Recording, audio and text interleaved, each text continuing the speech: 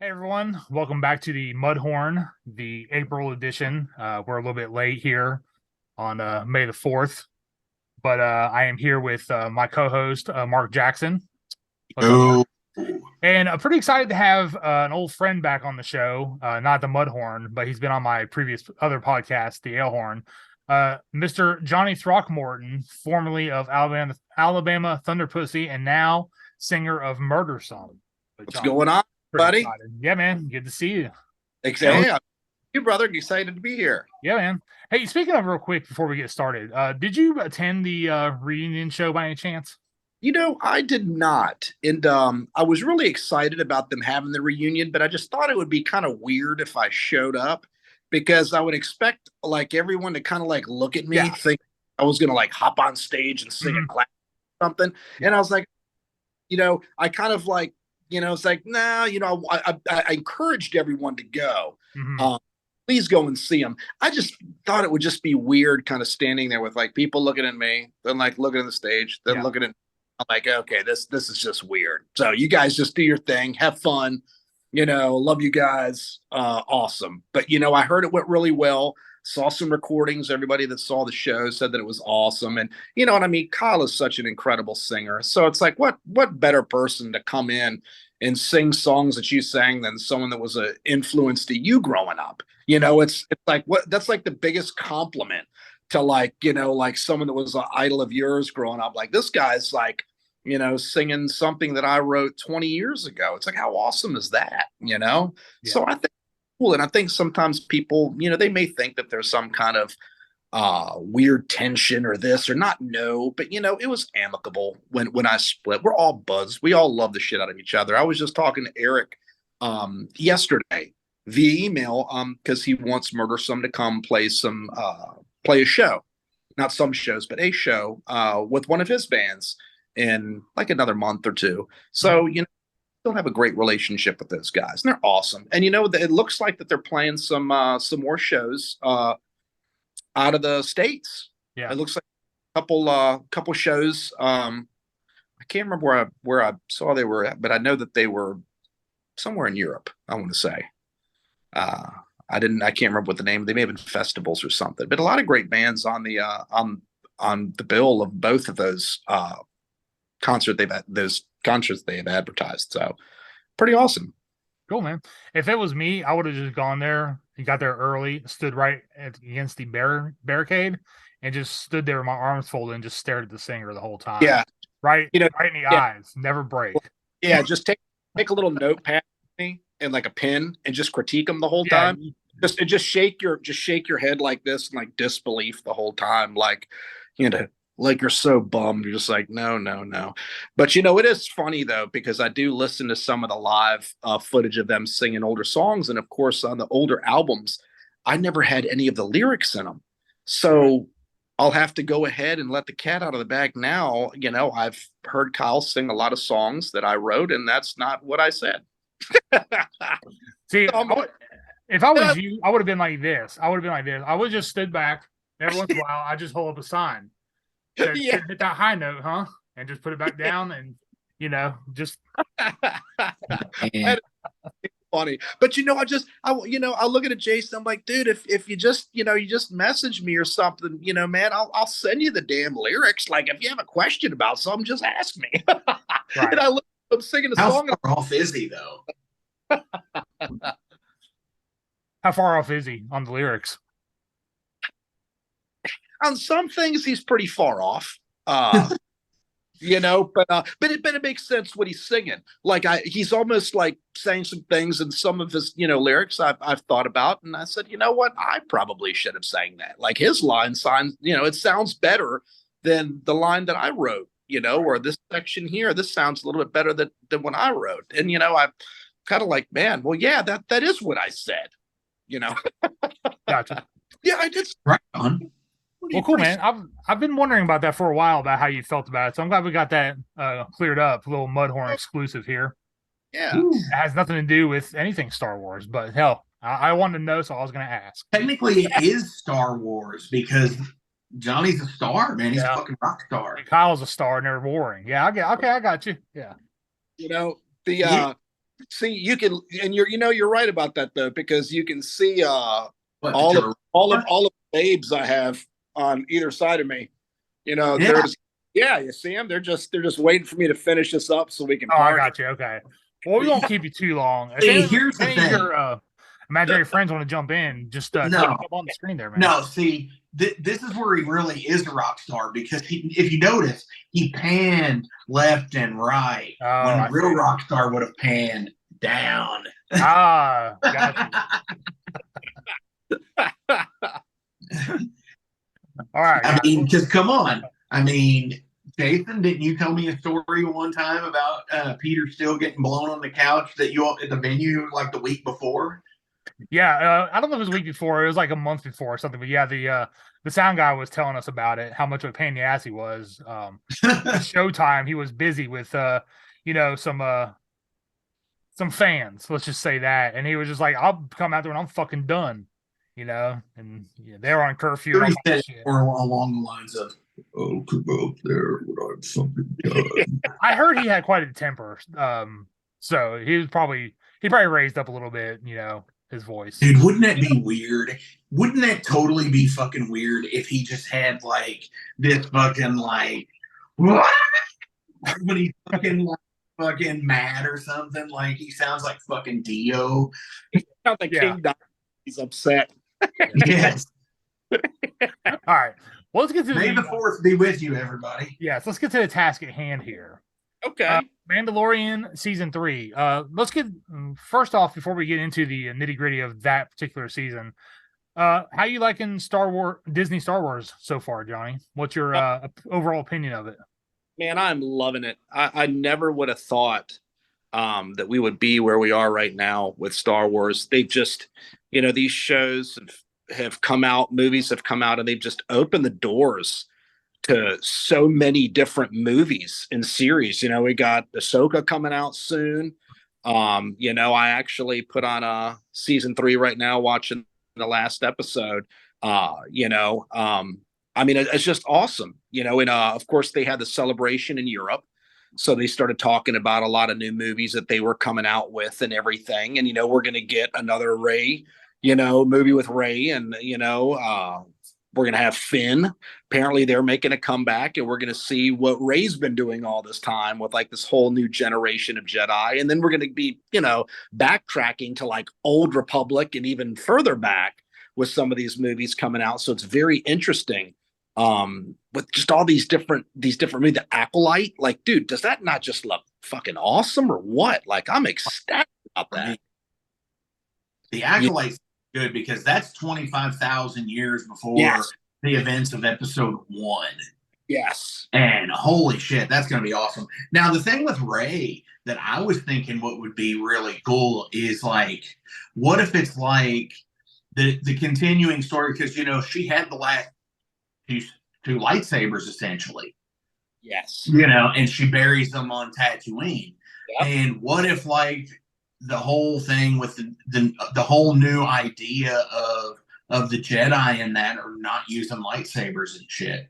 They're just using the Force. Like, I'm sure which happened, back 25,000 years before episode 1 with the Acolyte, Now, I mean, that's what would be interesting to me. Which I can't remember. Does Adam Driver die in The Last Jedi? He does. Or The Rise of Skywalker? Sorry. He does in Rise of Skywalker. Because he gives his life for hers, kind of thing. Exactly what he does, but still, I mean, you got to look at it like that. It's like, oh my gosh, that was, something amazing. But it's like, you know what? You still killed your fucking dad. Yeah. It's not, I was just talking with someone about that. Yeah. And, it's like Harrison Ford has wanted to kill the characters that has made him the most money because he's done sequels out the ass on them, right?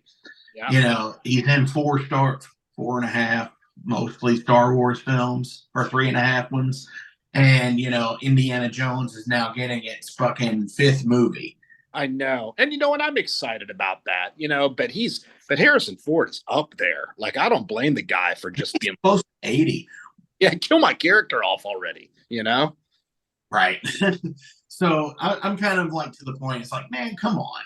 Like he always has some like snide kind of that. Damn, you so close, me. Shit like that,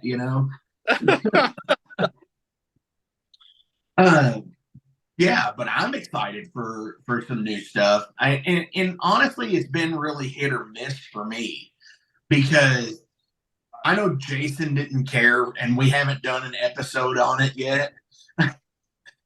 Jason, I know you hate the Andor series, and while I wouldn't say hate. I was just very bored with it. Like, it really didn't do it for me.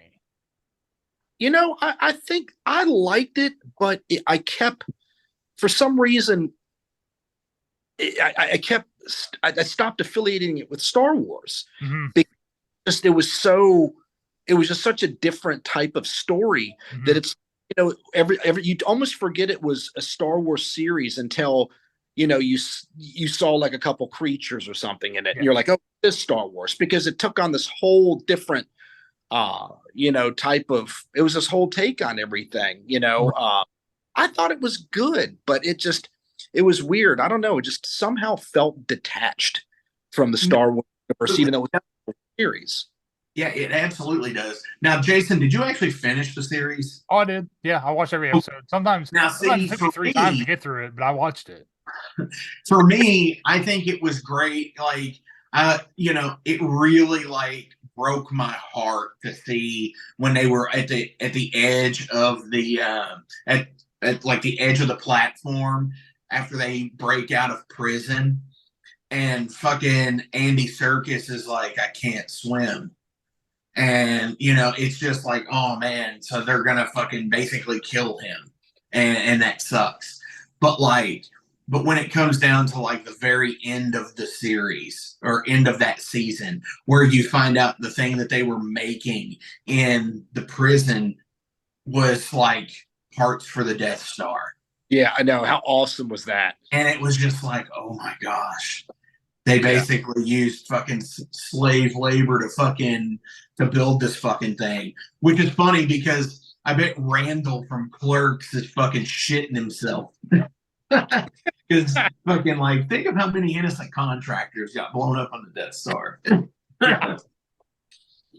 Because they were innocent contractors because they were fucking prisoners. Fuck. There was a funny meme I seen where that scene and someone went down and got Milton's stapler while they were filming the Death Star parts. Oh, that's very. Yeah, it was good. It was good. Oh my gosh! So not a Andor, yeah. And I wasn't. I was a little disappointed about the Book of Boba Fett too. Really? See, I like that. And you know what? I think it's because Mandalorian ended up being so fucking good. It was like a wild card that ended up fucking being awesome. That it was like, it kind of, I don't know. I think maybe if the Book of Boba Fett would have came out first, maybe we'd have viewed it a little bit. It's kind of like Solo. Solo was not a bad film. It just came out at a really bad time. Well, I think the problem with Solo was there was so much rewriting and it had to be salvaged. Ron Howard had to come in and really kind of do surgery on that film to make it what it was. Yeah. I love Woody Harrelson in that. I love the fact that we got to see Darth Maul in live action in that. Boy, he looks rough too, doesn't he? Darth Maul. Oh, Darth Maul looked pretty horrible. Like he was just all aged and kind of decrepit looking. He after I quit smoking, put on like an extra 20, 30 pounds. He get so much more exercise with those bionic legs. But yeah, I just think it's super. It's like magnanimous to finally, and now we don't even think about it because there's so many series and stuff and so many tie-ins. But the first time Lucas brought this up was in 2005 at Celebration 3. They wanted to do a Star Wars live action show for TV then, before all the streaming and everything. Yeah. And they never got it done. And then right before, they were sold out to Disney in like 2015 or whatever, they were talking about doing another one that was supposed to be on like ABC. Yeah. And it was supposed to be all tertiary characters. You might get the occasional cameo. And then finally, here it is, 2019 or whatever, when the first season came out. And it was just like, holy shit, man. It's like, this is fucking amazing.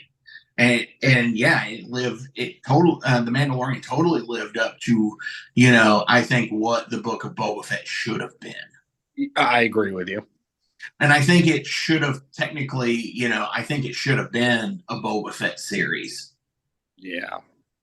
But, I do like Din Djarin, so. Yeah. We all like Din Djarin and Grogu. Din Grogu. Yeah, and now Din Grogu. He has a first and last name now. Yeah.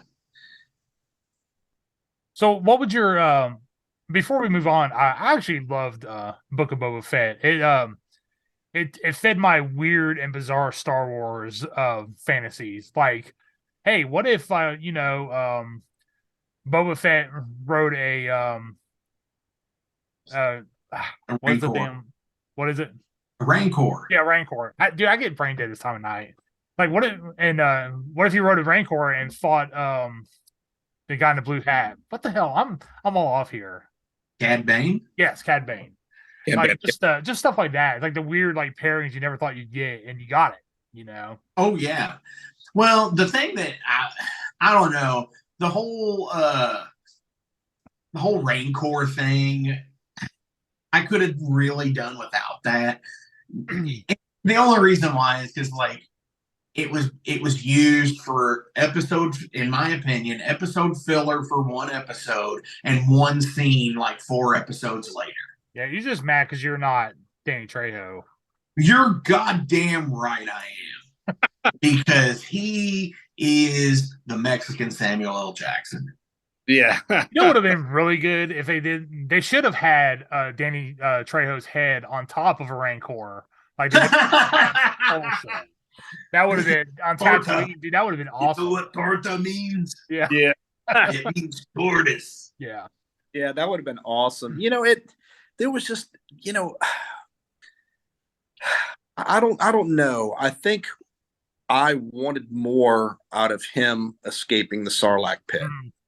I think that, it was cool, but I wanted like more of a struggle. I wanted more of a fight. And it was just kind of like, once he got out, and that was it. And it was like, oh, it's like, I wanted something cooler, I think, for that scene. Yeah.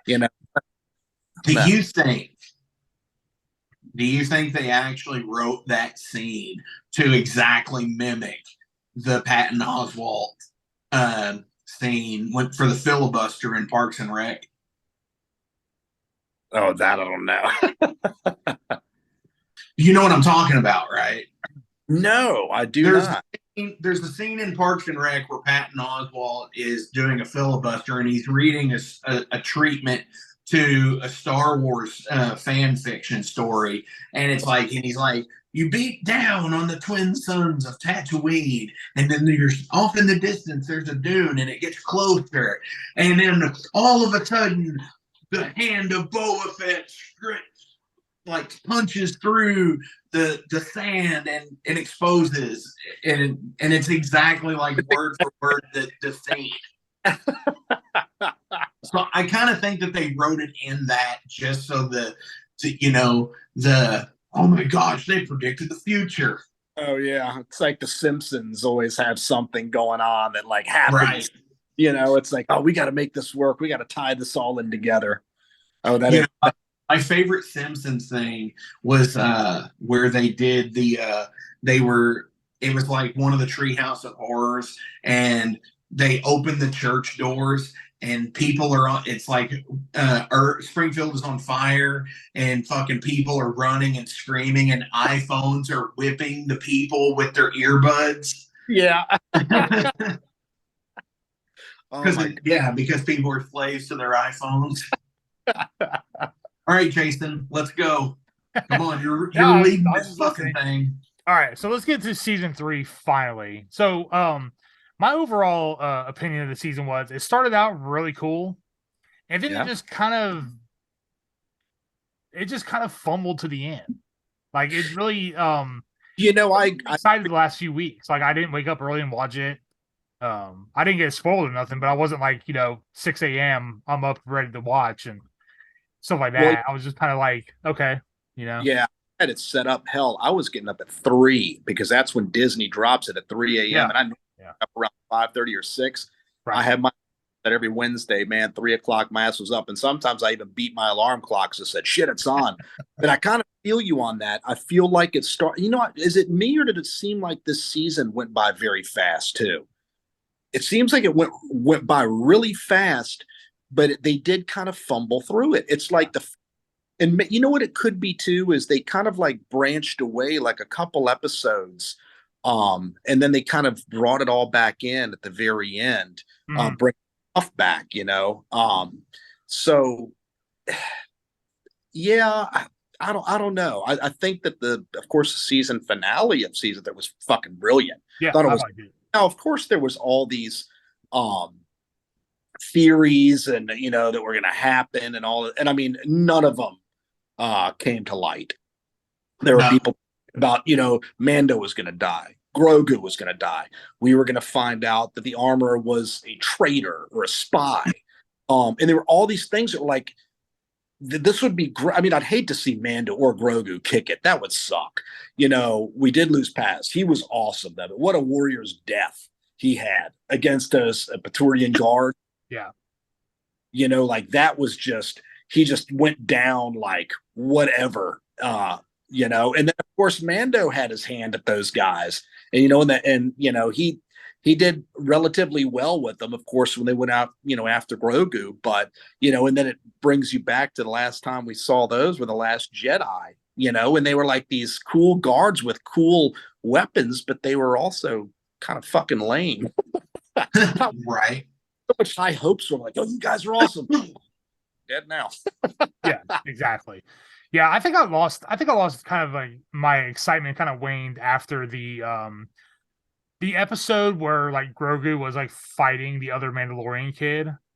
Yes. And it was just like after that, I just kind of lost it. And then it turned into Andor for like one episode. It was like the doctor and like the Death Star or like the Empire lady, and like it was just like super boring, and like I was like, what the fuck is going on with this shit? And then the episode with Jack Black, and I'm told her name is Lizzo. I don't know who she is.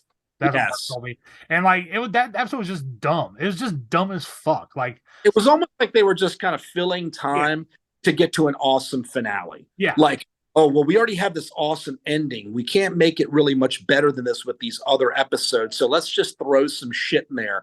And I mean, I guess I kind of see with like it was a Dr. Hershey, whatever, like bringing him in, like the scientist, to kind of circle back around to where the whole thing that led to of course, there was the project Necromancer or something, which I'm sure that stems to like Snoke, the Emperor, and of course Moff. That's why he wanted Grogu's DNA to basically have Force-sensitive clones of himself. Right. So I think they were trying to tie all these clones in, but then that brings us back to like the whole thing with Snoke.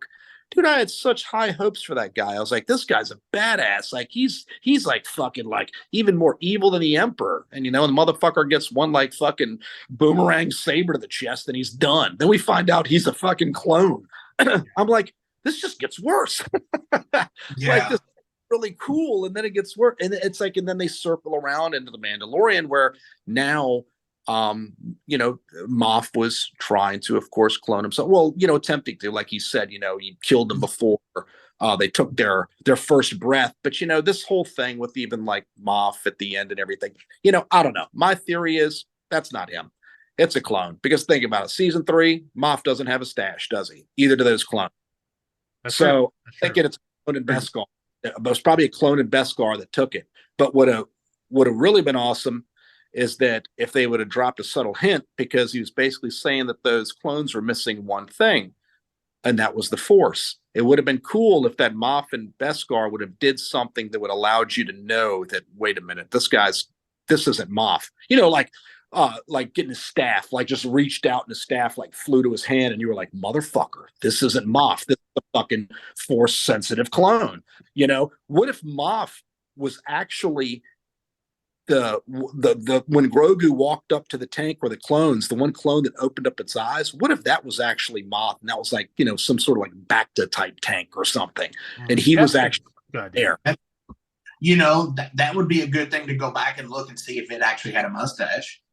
You know, but I thought about that, and maybe, you know, when he basically hit the lever and he drained those pods, you know, what if Moff was in that one? Maybe they all did die, but maybe Moff was in one and he fucking escapes before this whole epic battle happens, and he gets out of that place. You know, and the clone in Beskar that dies. You know, I mean, there's so many different theories it could be, but it definitely, I think that all three of the finales for season 1, 2, and 3 pretty fucking epic. You know, 2 was pretty amazing. Dude, I mean, oh my god! As soon as I saw that fucking that ship come in, you know, that fucking X-wing, I was like, oh wow, one X-wing, and I was like, motherfucker, no. Are you telling? And then you saw the cloak, and I was like, nah. And as soon as I saw the green lightsaber, black glove, I was like, son of, and I still was in disbelief. I was like, no, that's no way. No, that's not him. No, I mean, and then once I saw his face, I was still in denial. No, that's not him. But how awesome was that to see him like kind of after the whole Return of the Jedi, when he's been like this badass training now, and it's like he came in and just fucking whoops the fuck out of these, you know, with the dark troopers. Yeah, that was pretty awesome, because we never saw Luke like that. Yeah. You know, we saw Luke, you know, basically, you know, horribly fencing Darth Vader. You know, it was like these were not very epic when you go back and watch them lightsaber duels. So we got to see like Mark Hamill, you know, be a total badass, because apparently it was him, and they used like the de-aging through CGI. So he was actually, that was him that we saw. Yeah. I had no idea about that. But you know what they should have done instead of fucking with the CGI is they should have just had his doppelganger, fucking Sebastian Stan, just fucking play. I agree. Dude, because that guy, I mean, he looks so much like him. A little bit of makeup, hair the right way, maybe a tad of, not prosthetics, but maybe a little bit added here.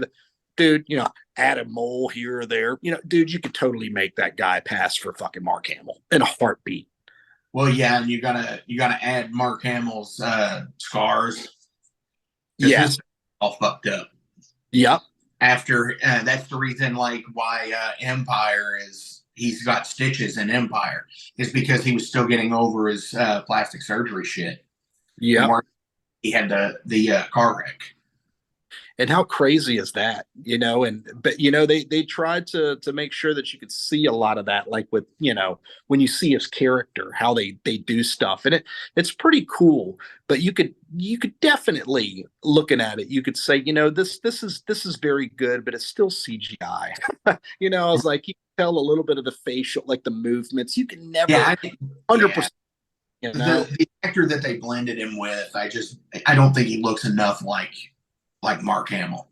So, you're right. But yeah, I do want to. I told Jason about this earlier. You brought up the Beskar, the black fucking sleek ass fucking Beskar. He almost looked like a space ball. One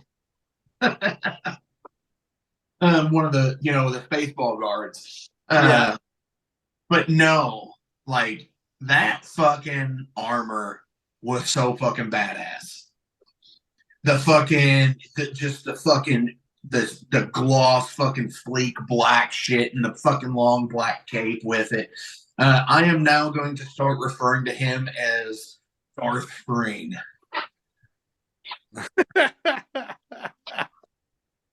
Darth Spring has a good ring to it. Yeah, I like that. It does, doesn't it? Yeah. Darth Spring, like, fucking just goes It just comes in like nothing. And, the fucked up thing about it is for me in the episode next to last when he makes his appearance, right? Mm-hmm. And the Mandalorians are dueling with the new troopers, right? The new Death Troopers or whatever. And it doesn't exactly explain that they, it only shows you an image. He never actually says it until the last episode that they're clones of him. Yeah. With force sensitivity, which none of them really showed that. Did they? Do you all remember them doing any kind of like force grabs or no? anything? They didn't. They didn't. Yeah, so I mean that was kind of a thing, I guess. But yeah, I agree. He did say that it was too early and they didn't have any force powers yet because they drained them all out. So they're all not force sensitive. Okay. Okay, so that's for the future generations. Yeah. Do I think he bit it? No. I think he'll be back. I mean, it almost seems like he has to because he brought up Thrawn, and I think that might be. I think if he dies, what if it's in like a crossover? Because we've had crossover episodes with the Mandalorian and the Book of Boba Fett and shit. So what about in the instance of that? It's like he fucking Din Djarin kills him in one of the Ahsoka episodes, which I think could happen. Because but also I think was a lot of the fan speculation that you brought up, like the armor being a spy and all of that stuff is it was very late. It was almost to the very last episode before they announced that they were picked up for a season 4. Yeah. So I think a lot of the writing was like what Jason had said. They had a really good ending, an ending that would pretty much tie up everything because it kind of has. And if they didn't renew the season 4, then it could have just ended. You're right. Yeah, it could have. Yeah, and I think but like, what's the name of the episode? It's the Bryce Dallas Howard Guns for Hire. That's the episode with Lizzo and Jack Black. That's like the episode 8 of season 3 right there. I'm saying it. That's my observation. The last ranked episode, yeah. And the bad thing is, it was written by Jon Favreau. Now, also, how many is? I guess for me is like how much of that is actually her casting it, or was it like, hey, these people have a special appearance thing that we promised them. Yeah. Or you need to put these into the season this year somewhere. And you only have them for whatever days. Put them in prosthetics. Like they did for John Leguizamo. Oh yeah. Yeah. I mean, that's the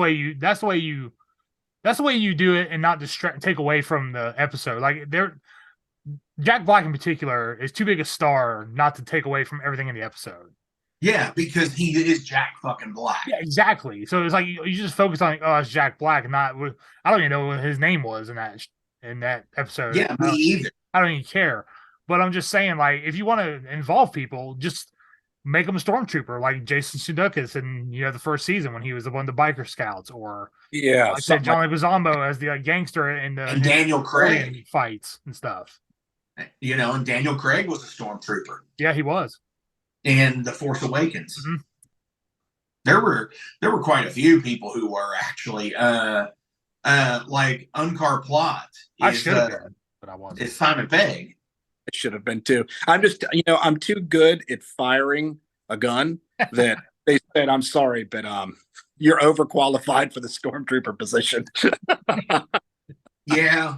And let's face it, they really that's one of my things with the fucking Disney writers and shit. And I know Jon Favreau is not Lawrence Kasdan or anybody like that, or Ryan Johnson.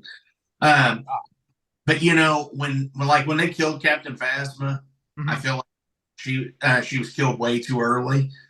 Didn't get a good shake. You know what I'm saying? Dude, like really like character, and I wanted more.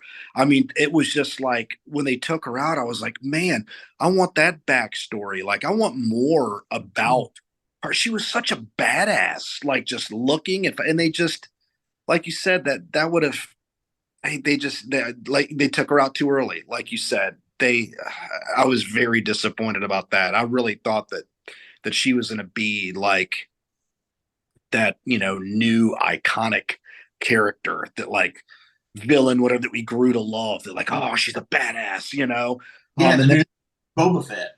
And that's what I thought, like the new Boba Fett. And it's like, and it was just, man, it totally had the look and the makeup and everything, and the person who played her, was great. And yeah, I think they made her die like, real suck ass like. I think so too. I was really about that.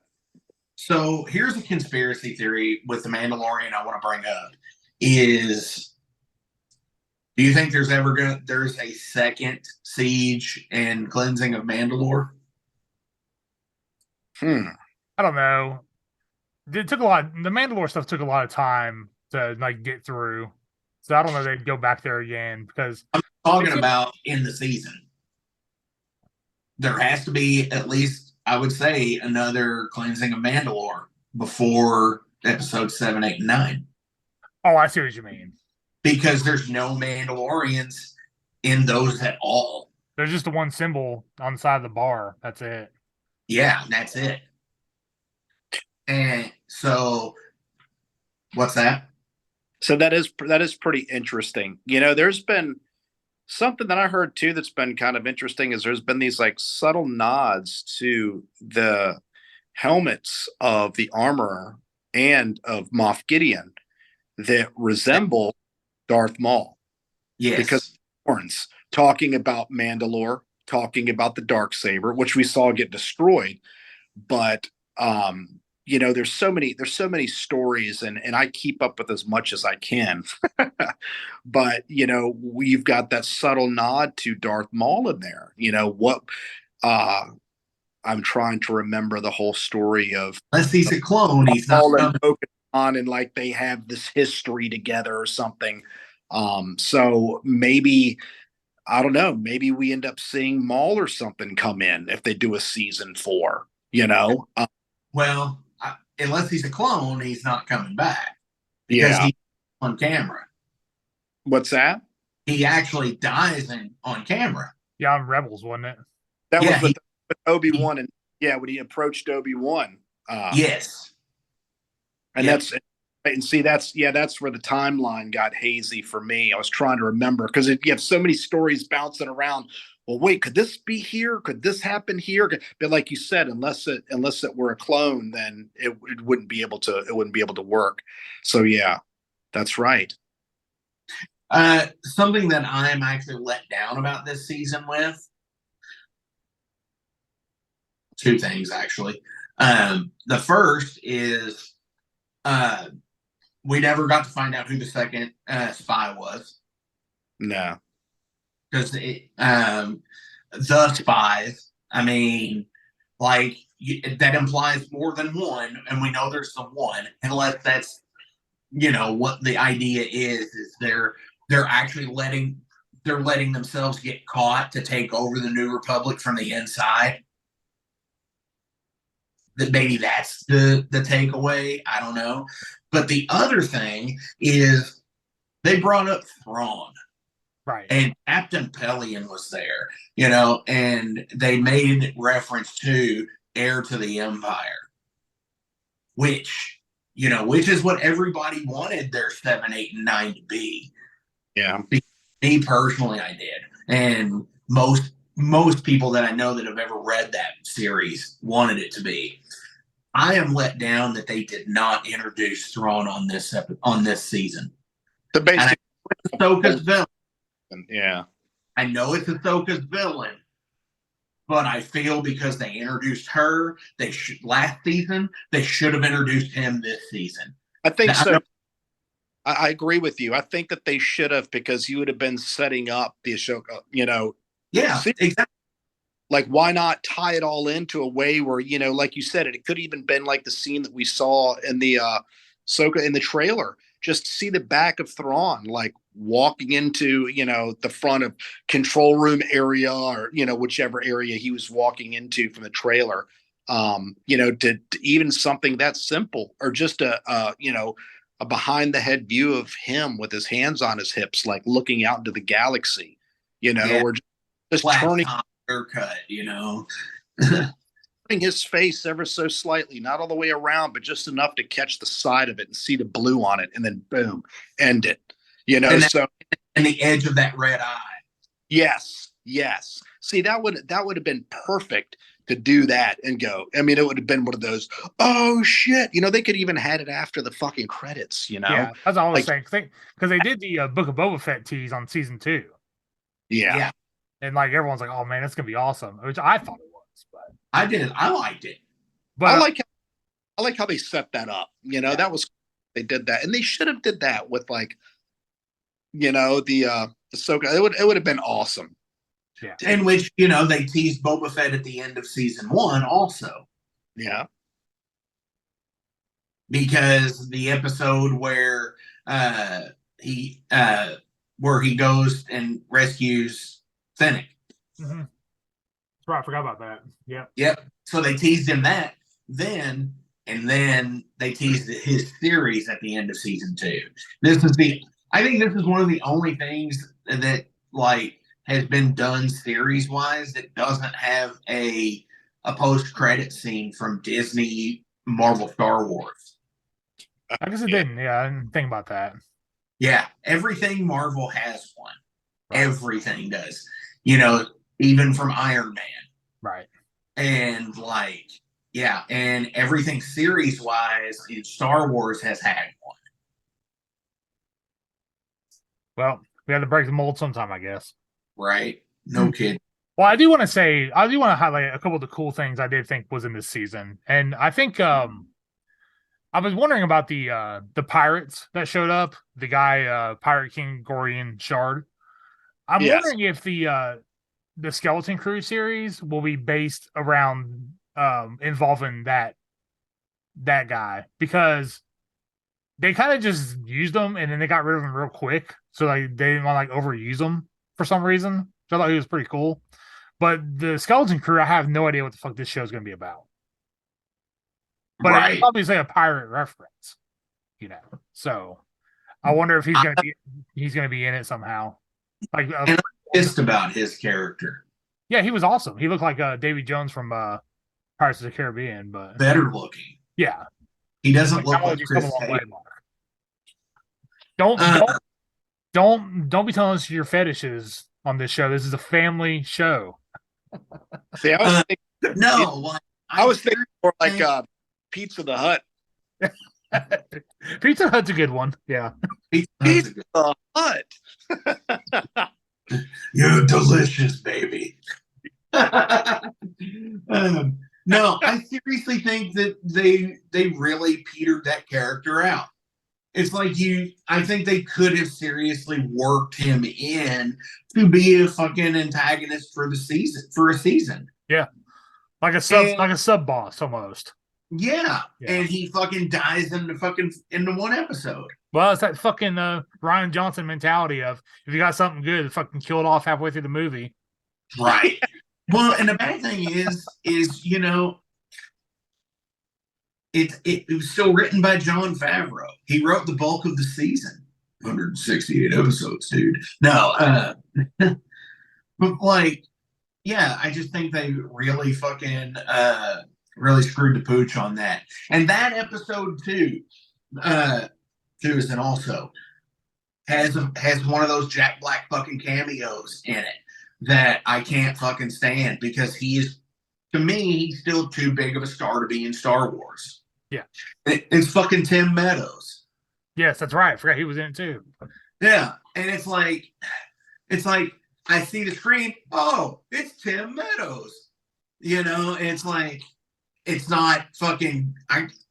The only reason I can tell you his name in the episode is because I'm reading the casting shit here. Yeah, He appears as Colonel Tuttle.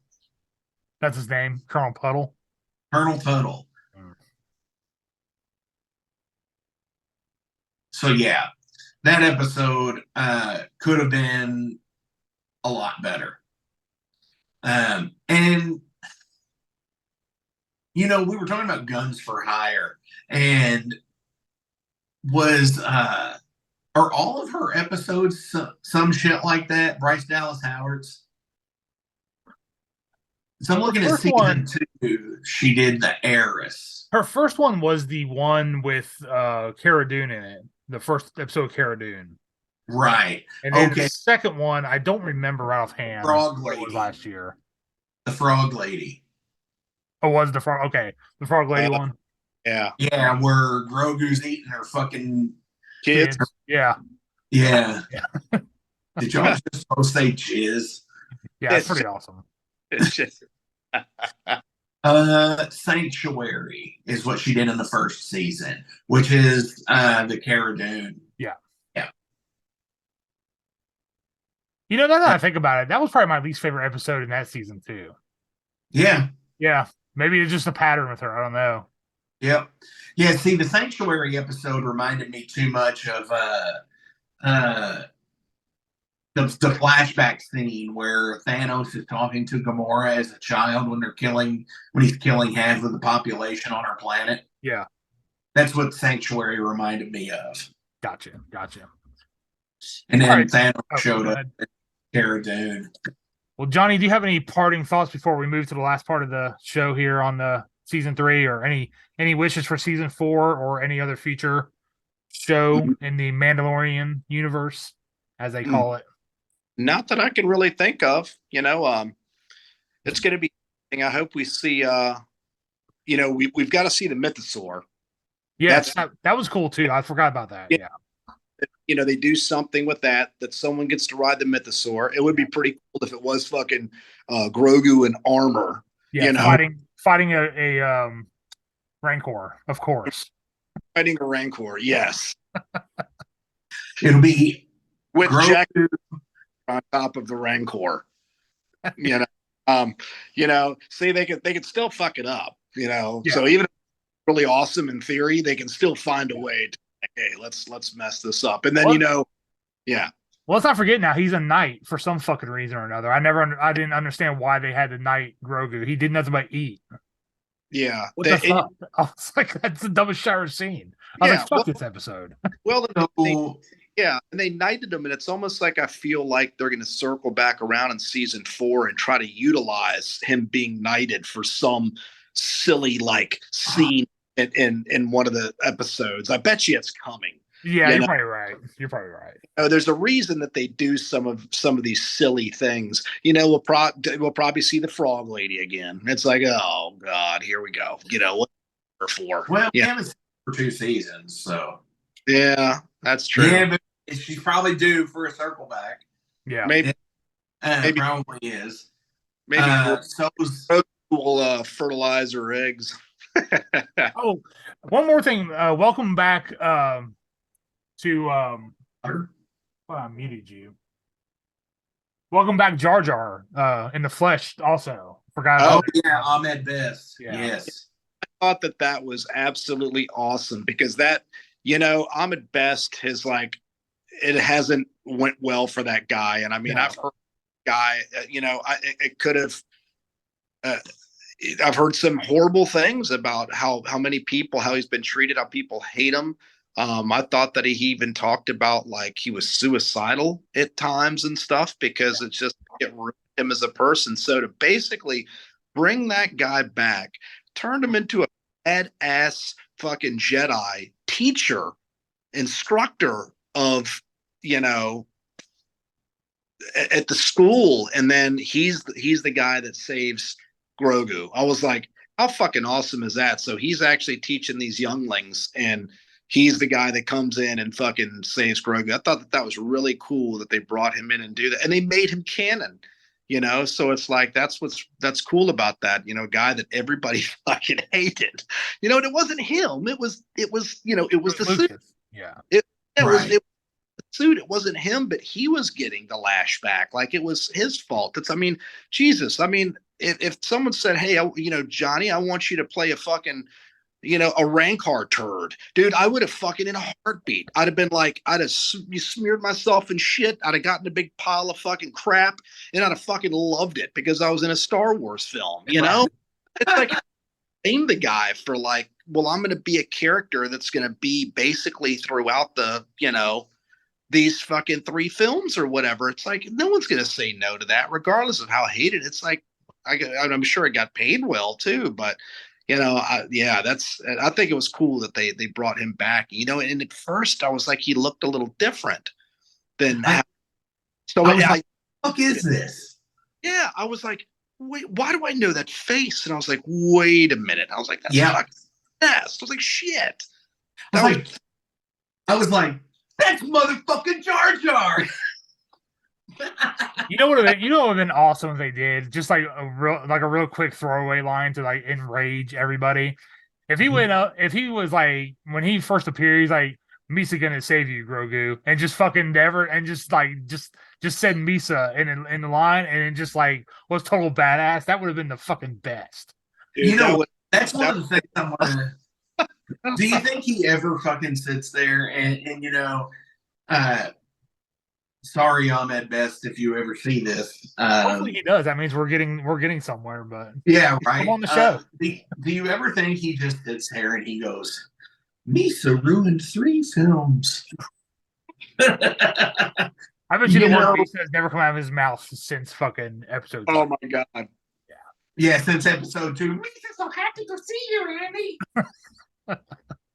I bet you like, you know, like I could just see like the poor guy like just trying to live his life, like walking down the street and people are just like, and you've got the person going, Misa son! You know, where he throws this shit, the fucking like it's like the fucking ironized Cody fucking throw the bag of fucking trash at his feet and the fucking tear.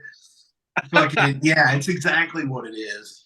I will give George Lucas amazing fucking credit though, because the way I saw episodes 1 and 2 and 3 was, you know, watching that play out in real time as a fan was like, okay, so he put the first film out in 99 and everybody turned on fucking Jar Jar. But what did he do? He cut his part way the fuck down in episode 2. But do you know what he did?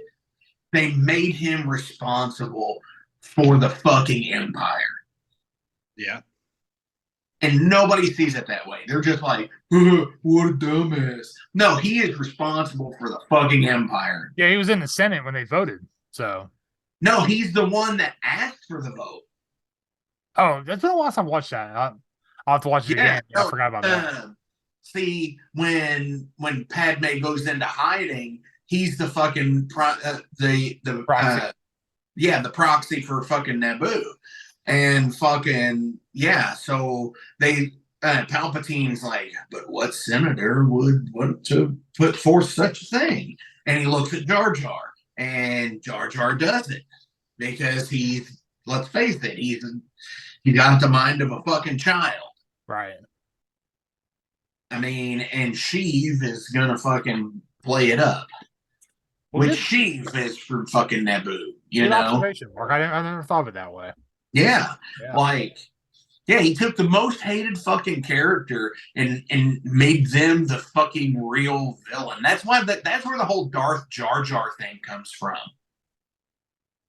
The pretty awesome theory. Like, that's cool how they talk about, like, they show clips from like the different movies, like how you know he's a Sith by like his movement, like we think he's clumsy, but actually watch, and you're just like, oh, you know, that whole theory is fucking hilarious. But you know what? I'd roll with it. I'd be like, why not? You know, right?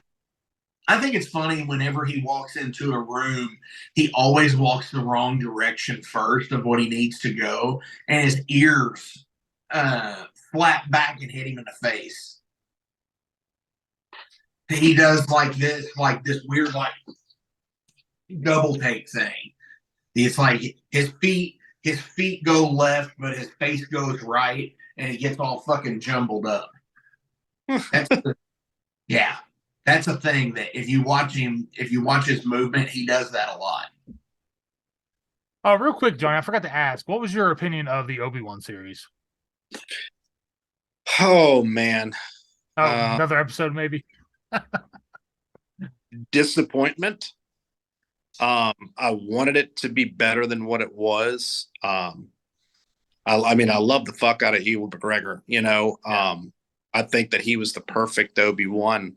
But I don't know. It was cool bringing Hayden Christensen back. It was cool, like the scene with them fighting and him taking half of fucking Vader's helmet off and seeing Hayden's face on this. There was some cool parts to it. But, you know, I thought that, you know, when those two started fighting, it was just like, you know, that should have been more. I wanted to see more. I mean, I understand they're older now, this and that, but it's like, come on, man. I was very disappointed about the fight scenes, right? And things, and I expected a little bit more. Yeah, it did with the Inquisitors and everything and all that. It was just, it didn't do it for me. I don't know. Look at that. Right on. I was very disappointed, especially the fight scenes. It's like, okay, you know, we gotta line this up for Star Wars. So come on, let's have a shitty fucking lightsaber scene. So, you know, we can make the lightsaber fight duel in Star Wars look a little bit better.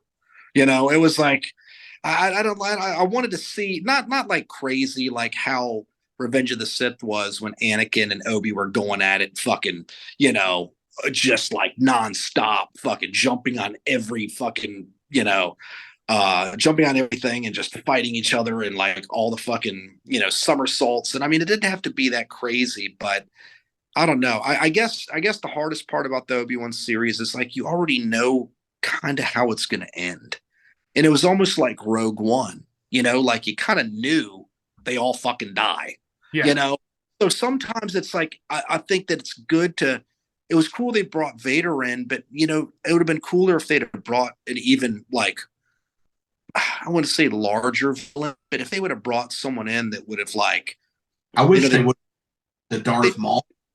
Yeah, you know, exactly. Do that. You know, they tried to make the Inquisitors and stuff like be these total badasses, and it's like that really didn't. I mean, it was a cool setup, and it was tie in with, you know, other series, but it was like, I don't know. I wanted something a little bit more. It would have been cool if they'd have brought in a character that was like kind of an unheard of character, but that was like more sensitive, like a Sith or something, someone really fucking cool that you were like, fuck, we never knew about this guy. He was never mentioned in Rebels, was never in a single comic book. Who the fuck is this guy? Like, where did he come from? Like, surprise me with someone, right? You know? Yeah. I think it had, you know, I think it had its moments, but all in all, I maybe my expectations were just a little too high. You know, maybe that's what it was. I think it was for me too, especially where he basically becomes non-force sensitive. Yeah. After 10 years of not practicing the force, he's almost forgot it, but yet has to take all the, you know, all these like refresher courses to jog his memory type stuff. So yeah, that's kind of a weird one for me. But overall, I kind of agree with the Vader thing. I don't think Vader should have been in it because it lends to the deal of Vader saying, I've not felt your present sense. And then he goes to tell Tarkin, you know, and that would have been so much better if that were still Mustafar. Well, then we talked about like Star Wars, you know, when we last met, I was the apprentice and now I'm the master, like that kind of whole thing, like when we last met. And it's like, well, then obviously that's not when you last met because motherfuckers met in the Obi-Wan series. It's like, you know, you kind of like shot that fucking right in the foot. It was like, You know, it's like they shouldn't have. They could have shown glimpses of him. They could have shown scenes of him. They could have did it very Rogue One-esque, where you saw like bits and pieces of Vader, but it's like he was never kind of like the center of attention. You know what I mean? Yeah. Like he's off in the Until the very end. Yeah, until the very end. Like set it up like that. Like there was a lot of things to think about, and sometimes it's crazy when you get guys like us together that are fans of the film, and we all like come to this agreement like this would have been better. And I'm sitting here thinking like, why didn't these directors and these producers and executive producers not fucking think what we're thinking? Like why do you go that way with it when you know? And I don't think it's necessarily fan service for us. I think we're just thinking like logically, like it would make sense. It would have made sense to fucking show, Thrawn at the end of episode, with the last episode of season 3 of Mandalorian, like show him and set up the Ahsoka series. Like these little like nods and things to throw in there. Little minute fucking details. I bet you the reason why they didn't do it is because that episode was probably done filming before they started filming her fucking shit. I'm sure you're right. And probably right. But with the technology, like they could have very easily squeezed something in there. They could have gotten something in there with an add-on, But I'm gonna go out and say this. At least, they're not giving us Brian Dennehy Thanos and then Josh Brolin Thanos. I swear the first version of Thanos looks just like fucking Brian Dennehy. Wow, that's an observation I never thought I would have ever heard in my life. I mean, just the name Brian Dennehy on this podcast is amazing. Dude, come on, you're a fucking First Blood fan. Oh yeah. I know Brian Dennehy. I know exactly. I think we mentioned Rambo on the show before. Yeah, it's good. And talking about Brian Dennehy. Yeah. Oh, you're talking about that he looks the Thanos from from what's that? Is it the first Avengers when Loki's talking to him? It's the first Avengers, like the after credit scene where he just like is sitting on a planet or chair. And just, is that what it is? And then you get the one scene where it's Josh Brolin and where he goes, "Fine, I guess I'll do this myself," and puts on the Infinity Gauntlet. Yeah, it kind of sound like Jesse Ventura. Fuck you. All right, Johnny. Let's get to the. Jason, we're not gonna do that today. Sorry, we're talking Star Wars. I'm sorry, Jesse. I didn't mean to upset you. You son of a bitch. I ain't got to bleed. All right, Johnny. Let's get to the real nitty gritty here and find out what your preference is in a galaxy far, far away is. Jedi or Sith? Ooh. Oh man, that is a tough one. Can you say like Jedi on the streets, but Sith in the sheets? Yeah, that's an acceptable answer. Yeah, I guess I'd be a gray Jedi then, right? Okay, like, yeah, that's fine. Like I would be cool and like help people out until like I was just like the true sonic neutral.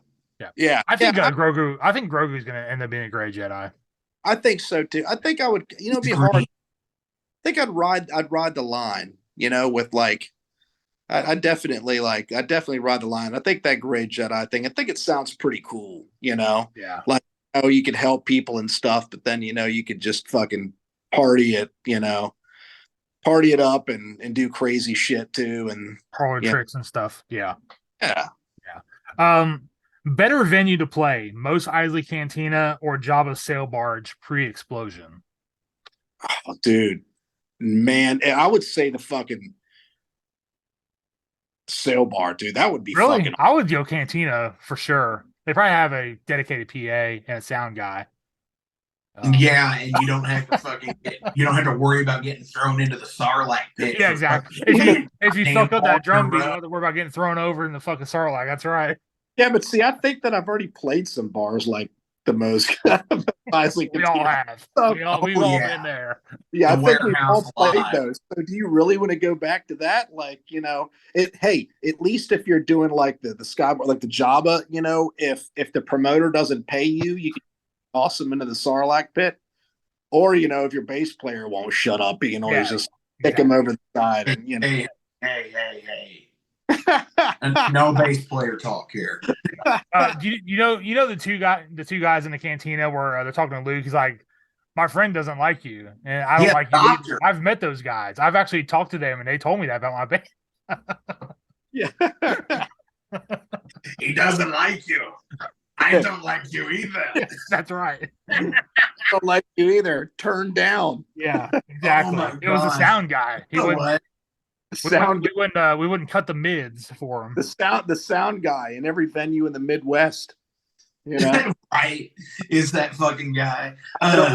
Dude, like you either. Turn down. You're too loud. Yeah. I gotta answer that one too. Okay. You know what's really crazy about that is like, imagine getting the fucking 70,000 tons of fucking Jedi gig, like 70,000 tons of metal. Yeah. The cruise ship on the sail barge. Imagine getting that gig and fucking you're sitting there and you're fucking playing your song, and then what the fuck happens when the promoter gets pissed because you play the song that he hates the most? Fucking Jabba. God damn. Yeah, fuck that. Yeah. I think I'd stick to the shitty bar gig. Cantina. Okay. I was talking with a guy. There's no wrong answers here. No, I was talking with the dude about fucking on the one of the upcoming Metal Forges about how I just want to play small shitty fucking 20-person cap venues now, because when all 20 people are in there, it feels like you're fucking playing in Madison Square Garden. And I'm sure that's what the cantina felt like. What's the one? What do you guys want to hear? All right, here's the next one. This is a pretty easy one, but people have weird opinions about it. Who shot first, Han or Greedo? Oof. I think the Greedo did. What'd you think on this one, Mark? Okay. So I am a purist to the first version I ever saw. Okay. I remember seeing the CBS Fox home videos, the rented versions, first, and then we finally bought them. Han shot first in those cuts. In the original theatrical cut, Han shoots first. He murders Greedo. Mm-hmm. It's only been whitewashed later on that they on every subsequent release, they've gotten better with the cut and better with the edit. But because there's that one where they kind of fire at the same time, and then there's one where it's like Greedo fires and Han sits there, and then he fires, and then it's like choo-choo, and then it's Han shot first. And I mean, I'm going back to the original theatrical release, 1977, No A New Hope, just Star Wars. Han shot first. Han murdered that little Rhodian bastard. Rhodian motherfucker. And I do like how they tied it back into episode 1, where they tell Greedo when he's just like a little fucking 8-year-old little fucking tadpole, they're like, you're always going to end up in trouble. And he ends up at the wrong side of a blaster. That's right. All right, Johnny. Favorite species? There's some good ones out there. There is. Yeah. Man, favorite species. I mean, human could be one too, but yeah, but that was my problem with Andor more than anything, is it was too much fucking human. I'm like, dude, what the fuck is going on? Where are the other species at? Why are they all people? Humans, but they're different humans. I guess, but I mean, because let's face it, Han Solo and Luke aren't the same species. They're humans, but they're different humans. Yeah, I got you. There's one that's enhanced midi-chlorians and what? I'm just talking about generalizations here. Yeah.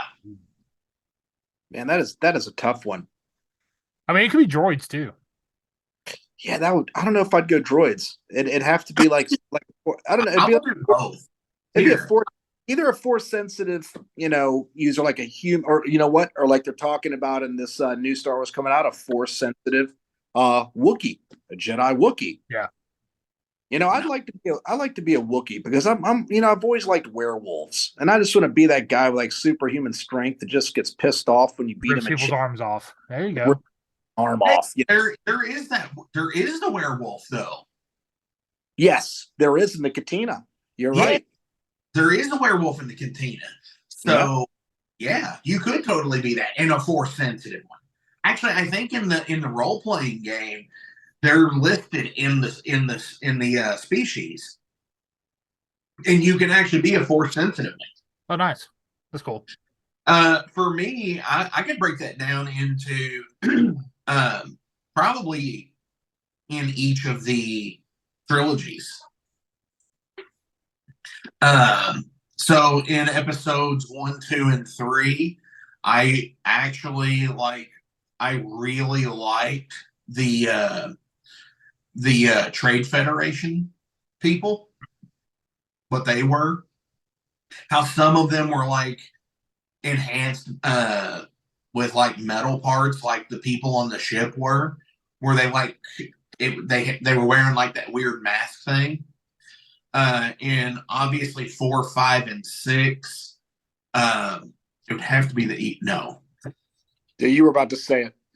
The Ewok, yeah. I knew it was coming. Dude, Ewoks are badass, man. They were gonna eat Luke and Han alive. No one ever says that, but they were like savage, fucking little vicious bastards. Have you? There's this company up here that says they have Wookiee jerky. Nice. Oh gosh. Yeah, like it's on the package. I'll have to show it to you when you're up here, Jason. But you gotta watch out. That stuff's a little bit too chewy. Oh my god, that's awful.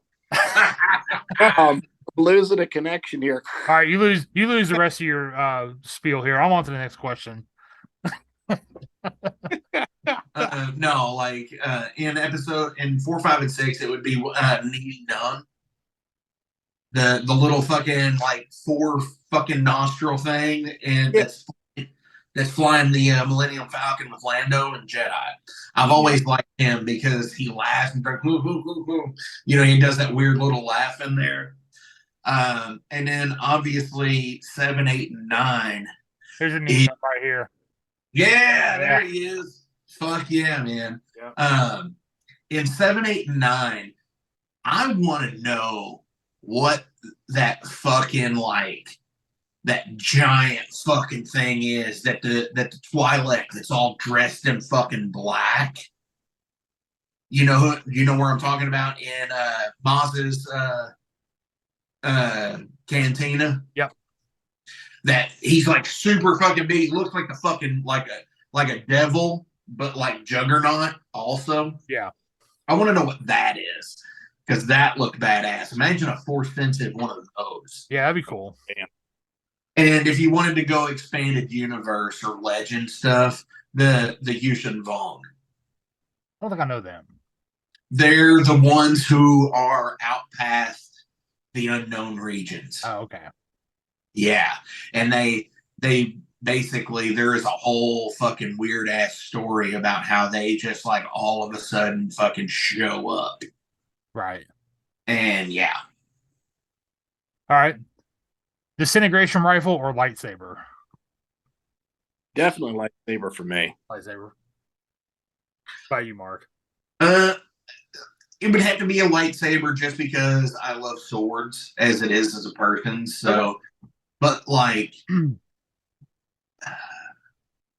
that's one of the things I hated about episodes 7, 8, and 9. Is because, you never saw anybody who was never a Jedi or a Sith hold a lightsaber until you saw Finn do it. Yeah. And Kylo Ren still couldn't beat him. So, there you go. What's that? And Kylo Ren still couldn't beat him. So, yeah. Yeah, exactly. All right, Johnny, last one, most important. Millennium Falcon or USS Enterprise D? Oh, Millennium Falcon. What's wrong, Mark? Dude, really? The Yeah. Enterprise D? Yeah. Come Yeah, on. D. Yeah, I said D. I know Jeez. A is iconic, but no, D is I the would not fucking. depth. I would not be, dude. The A is Kirk's. Yes. Yeah, I know, dude. No, I would not be fucking in that. I would for like 1 or 2 missions Mm-hmm. until you get to fucking like the next generation's Enterprise. Which is D. Yeah. Yeah, which is D. Yeah. Dude, God, I'm a fucking junkyard at heart, Uh-huh. so I would have to go with the Falcon, Okay. just because like the Enterprise just seems too fucking clean. Now, if like you would have said like Deep Space Nine, which looks like a fucking junkyard in space, I would probably have picked it. Well, let's not get too carried away here. But yeah, okay. I just want to say, Picard season 3 greater than Mando season 3. Just saying. But anyway, all right, guys. Well, we've gone on long enough. And I like fanning the flames of Dork Wars, man. What's that? I like fanning the flames of Dork Wars. Yeah, right. And and I will say Mando season 3 is better than season 6 part 2 of Better Call Saul. Okay. Yeah. That's a really comparing apples and oranges there, but okay. Yeah, no shit. All right, guys. Well, let's wrap it up here. I think I had a pretty good discussion about our mostly seems disappointment, but optimism that Star Wars will be okay. The next series or two. I just worry about fatigue setting in, really. It's a lot. Me too. It's a lot going on and too fast. And dare I say too furious. Or, I mean, it'd be Motley Crue's Too Fast for Love. Yes, okay. Yeah, and yeah, the fatigue is a real thing. Lightsaber. Not Vin Diesel lightsaber. I hope we're not getting that.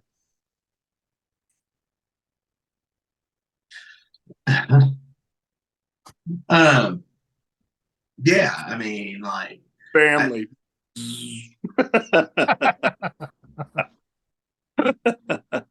you think Vin Diesel will find the Millennium Falcon one day and fly it around, like jump it and shit on ramps? I think, yeah. I am proud to say I've never seen any of those except for the first one. But I stopped watching after the first one because I didn't like it, and like now it's like they're in space and shit. I'm like, what the fuck is going on with this goddamn series? Like, I need to watch it now to know. Oh my gosh! I've even heard they're going to cross over with Jurassic Park and shit. I'm like, oh my god, that's the best fucking idea I've ever heard. Have you heard of SNAP? The food assistance program or something else? No. Okay, so when you listen to the rest of the interview I sent you, listen for SNAP. Okay. I'll finish up tomorrow. You'll love it. Okay. All right, Johnny. Anything you want to promote before we wrap it up here? Like any shows coming up, releases? Trying to think what we got going on. We've been playing out a lot. We've been keeping active. We do have a new album. It's going to be coming out. We're thinking about releasing it on D-Day. So it is. This is Murdersome. It's going to be called Carnal Death. 9 songs. We recently got the cover art for it. The guy that did the cover art, his name is Dan Goldsworthy. He did the cover art for Corpse Grinder. He did the cover art for Ripper that sang with Priest when Halford left. That album or that EP cover. It's where he's on the electric chair. That's the artist that we have that did the art for our new album, Dan Goldsworthy. So we're really stoked about that. So we got the final artwork. We got 9 songs. We're playing out a lot. We don't have anything for a few weeks. Playing in Blacksburg, Virginia. Next weekend. God, we got so many shows. I have to look at my own calendar to figure out where the hell we are because we just we've got so much going on. Got a North Carolina date at the Poorhouse. coming up, and that's with Black Tusk, believe, and Sadistic Ritual, and who else is on that? It's a pretty decent show, so that should be pretty coming to the poorhouse. So yeah, we've just been keeping busy, man, just playing out a lot, and trying to get things ready for this new album. We're gonna release it digitally, of course, and then we're gonna have CD, and I think we have someone that's gonna put cassette out for us. So pretty excited about that. We just got to find someone to release it in vinyl, because once you fellas see this art, it's like you got to see it on vinyl, man. It's fucking beautiful. The guy just knocked it out of the park. It looks so good. But yeah, that's about it. Just doing the Murdersome thing, man, and excited about this album coming out in June. Cool, man. Shit, yeah, man. That's awesome. So yeah, but it was great talking to you guys tonight and shooting the shit and nerding out about some Star Wars stuff. It's awesome. Yeah, I love Star Wars stuff. Even though I do this way too late at night and forget everybody that was in the shows, like Cad Bane and Rancors. But that's when you have two kids and don't get enough sleep the night before. Well, well, there's so much, like we talked about, that like you were talking about fatigue. There's so much going on in the Star Wars universe, and there's so many intertwining stories that I even sometimes get lost in the timelines about where we are and what the possibilities are. Like we were referring to like Maul making an appearance because of the masks of, the armor and, and Moff, but it's like, well, no. And like, you were saying, it's like, well, that would have to be a clone, or, it would have to be like some sort of flashback in an episode to bring that back because, he died at the hands of Obi-Wan, in the desert. When I remember him approaching, it was Rebels. He came in and he started talking to Obi-Wan, and it was like Obi-Wan made like one fucking strike, killed him. And I was like, this wasn't even like an epic battle. This was like a fucking one and done. Right. That was it was crazy. But to me, it was almost like Maul knew it was coming, and maybe he wanted it to happen. It was just weird. The whole thing. It's like you were ready for this like climactic battle, and then it was just like, boom. All right, we're done. I mean, if you think back, I think Obi-Wan's the biggest bully in the whole galaxy. I mean, look at his rap sheet. The guy in the cantina cuts his arm off. Darth Maul cuts him in half. Darth Maul cuts him in half again. Vader, cuts Anakin. Makes him fucking the Black Knight for Monty Python. Yeah, I mean, didn't he chop down Grievous too, if I'm not mistaken? Or no, Anakin did that. Yeah, okay. But Obi-Wan's out there fucking people up, man. Just everyone's like, oh, he's a hero, but no wonder Owen like an asshole. He also did it to the fucking dude. He did it to Zam Wesell in episode 2 in the fucking bar. Yeah. And no wonder Owen Lars is like, fuck you, dude. You're an asshole. The real bully of the universe is Obi-Wan. This guy's insane. Like, dude, have you all ever seen like the fake figures that come out that are like the plant figures where they're just like, like real gripping action Rambo, and it's just like, and he's got this fucking like sex face, or it's the fog, and it's like a fucking thing of cotton in a fucking little blister pack. Yeah. I thought fucking somebody had made one where it was Owen and Beru Lars and his 2 burned skeletons in the back. Yeah, I've seen that one. That's a good one. It's like, I want that. Oh my gosh. All right, guys. Well, me and Mark have shows coming up this will be going live after the shows are over. So I hope we saw you at the shows last weekend in Louisville and Jeffersonville, Indiana. Yeah. But if you didn't, you really missed out, and maybe you'll get an opportunity in the future. Maybe November 10th here in Asheville, possibly. So. Yeah, for sure. And we need to get you down here, Johnny. This town needs the presence of a real rock legend. Yeah, get that going sooner or later here. It'd be fun, man. That'd be awesome. Yeah. You should you should fucking book them for fucking Steel and Stone. If somebody drops out, I could. Right now we're full, but yeah, there's damn Friday shows, man. Like, we have people get off work. There's people like playing a whole set to nobody except for other bands. It's the worst. But yeah, I'm going to go ahead and promote really fast too. But the tomorrow's episode of the Metal Forge premiering at around 6 a.m. Eastern time. So whenever you get up out of bed, you can listen to it. That is the Warlock from the band Vault Wraith. Nice. Willie Wardlow is on the Metal Forge tomorrow. So anywhere you get podcasts, check it out. It's there. MetalForgeRadio.com. You can listen there as well. All right. Awesome. All right, guys. Well, it's been fun. And thanks everyone for watching and listening. Leave a comment, good or bad. Just tell us something. Come on. Yeah. You don't like the cut of my jib. Let us know. Let us know you're out there hating us or loving us. Either one's fine. They're valid emotions. All right, guys. Metal every day. Wrap it up here, and may the force be with everyone here on May 4th. Oh, also, real quick, I'm excited at the time recording this. The new Star Wars Jedi game comes out this Friday. Yes, it does. I'm glad they were just right in time for May 4th, which is, I think, also an appropriate day to release a Star Wars game. But nonetheless, I'm excited about it, and I will be playing it. So, absolutely, I will be too. Did you like Fallen Order? But I love the game. Yeah, it's fucking awesome. I love it too. All right. Well, we'll stop because we'll get into another hour conversation on that game. So. Yeah, for sure. All right, guys. Everyone take it easy. All right. See you all.